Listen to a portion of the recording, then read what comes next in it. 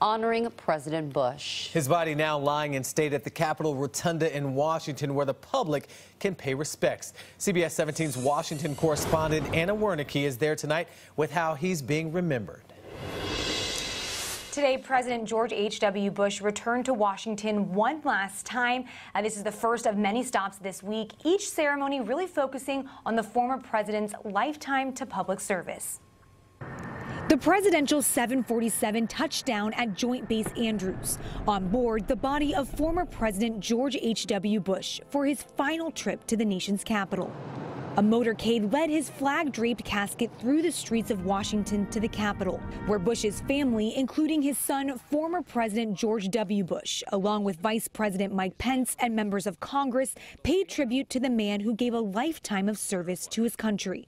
There was a kindness about the man that was evident to everyone who ever met him. And members of both parties praised the one-term president as the patriarch of a national political dynasty. He called on Americans to be 1,000 points of light, and he was too modest to say that he and his wife Barbara were two of the brightest. He kept us flying high and challenged us to fly higher still.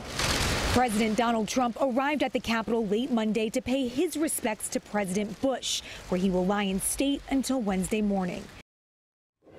Thousands of Americans are expected to pay their respects to the former president here at the Capitol. Doors open to the public tonight and will remain open all day tomorrow. Live in Washington, I'm Anna Wernicke. Back to you.